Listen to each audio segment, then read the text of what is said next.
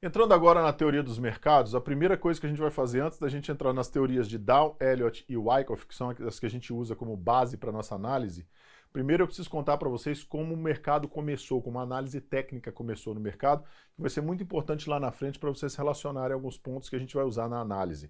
Veja bem, lá no início dos mercados modernos, quando os 5 titãs que eram Elliott, Dow, Gunn, Merrill e Wyckoff, esses 5 caras criaram a análise técnica como a gente entende hoje, tá? E a análise técnica foi desenvolvida em cima de 3 pilares: preço, tempo e volume.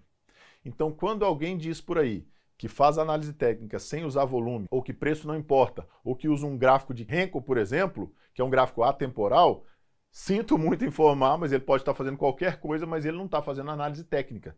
Porque a análise técnica, ela obrigatoriamente tem que ter a validação desses 3 pilares: preço, tempo e volume. Pra vocês verem como isso tem fundamento, o próprio gráfico, ele é um eixo cartesiano, né, entre o quê? Entre tempo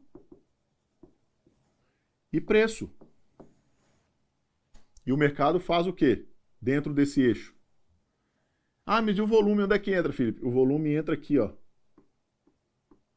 validando esses movimentos no tempo. Por que isso aconteceu, pessoal?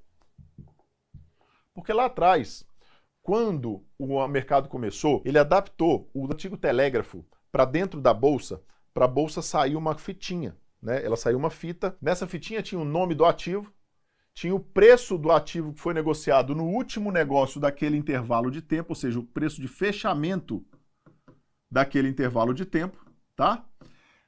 O intervalo de tempo normalmente variava entre 5 minutos, 60 minutos e diário, era a sequência que saíam essas fitinhas de tempo em tempo, de 5 em 5 minutos, de 60 em 60 minutos, dia a dia. Então esse preço de fechamento vinha no final desse período, era o último negócio realizado, o fechamento desse período, e vinha o volume negociado, tá? Dentro desse intervalo de tempo. Então tudo isso aí fechava aquela tríade que a gente falou de preço, tempo e volume. Quando os caras pegavam essa cotação, lá tinha um quadro branco na bolsa, ou negro, sei lá como é que era, mas eles iam marcando os pontinhos nesse quadro assim, ó, à medida que ia sair na cotação, no tempo e no preço, tá? E de repente eles foram percebendo o seguinte, que se eles pegassem uma linha e marcassem esses pontinhos, isso formava um gráfico de linha, ó, como a gente conhece hoje o gráfico de linhas. Então, o mercado financeiro e a análise técnica nasceram em cima de um gráfico de linhas, tá? É por isso que muitas das nossas análises serão marcadas em gráficos de linhas, por exemplo, linhas de tendência, canais de tendência, a gente vai usar o gráfico de linha para marcar e depois voltar para o gráfico de candle que a gente usa. E aí, quando os titãs do mercado foram validando essas análises, eles foram percebendo que os movimentos eles podiam ser mais confiáveis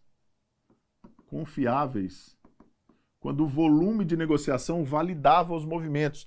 Então, uma tomada de preço sequencial muito forte na alta, para ela ser validada, ela precisa ter um volume de negócio muito alto também. Isso validava a condição do movimento. Isso dizia que o movimento realmente tinha força para continuar a tendência ou não, que era uma explosão sem liquidez e que, consequentemente, ia voltar na mesma força também. Então, a análise técnica nasceu, convencional, do jeito que a gente conhece, moderna hoje, ela nasceu em cima desses parâmetros.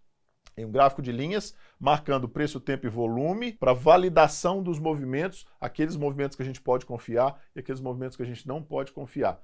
É assim que nasceu a análise técnica convencional que a gente usa hoje.